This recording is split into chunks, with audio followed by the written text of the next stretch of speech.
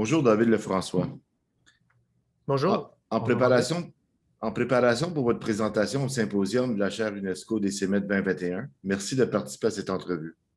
Pouvez-vous nous parler de vous un peu? Oui, ben, je suis professeur en fondement d'éducation à l'Université du Québec en Outaouais, donc au département des sciences de l'éducation. En fait, je m'intéresse à l'enseignement euh, des sciences sociales, des sciences humaines au Québec principalement, c'est-à-dire l'histoire, la géographie, l'éducation financière, monde contemporain, géopolitique, etc. Donc, mes recherches portent autant sur, je dirais, le matériel didactique, les manuels, les cahiers d'exercice, l'analyse des programmes, jusqu'à les élèves, jusqu'aux observations en classe que les élèves font, comment ils manipulent, par exemple, le matériel, comment ils utilisent dans leur vie quotidienne aussi ce qu'elles apprennent à l'école. Donc, je touche à, je dirais, plusieurs sphères de l'enseignement des sciences humaines et sociales. Merci. Et quelles sont vos préoccupations en ce moment en lien avec votre région, votre pays? Ben, actuellement, au Québec, il y a beaucoup, là, je parle du Québec en général, il y a beaucoup de changements curriculaires, modification du cours d'éthique et culture religieuse. Est-ce qu'on va intégrer l'éducation à la citoyenneté? Il y a une partie éducation juridique aussi, éducation internationale, éducation à la sexualité. Donc, il y a tout ce débat-là actuellement un peu partout sur la modification du cours éthique et culture religieuse. Il y a aussi les nouveaux programmes, là. Il y a des nouveaux programmes depuis 2017 en histoire.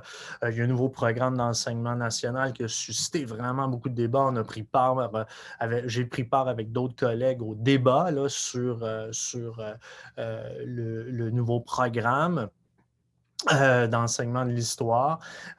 Aussi, je m'intéresse et on voit au Québec un nouveau cours d'éducation financière et qui touche l'éducation à la consommation, l'éducation au travail, etc. Donc, il y a vraiment, je pense, toute une réflexion sur les programmes et dans cette réflexion sur les programmes, l'actualité est là. On ne peut pas l'oublier. Toute la question du nous. Qui est le nous, notamment, il y a beaucoup d'études actuellement sur les manuels scolaires. Quels sont les groupes, quels groupes font partie des manuels scolaires, leur place, les groupes majoritaires, les groupes minoritaires, évidemment la question des peuples autochtones.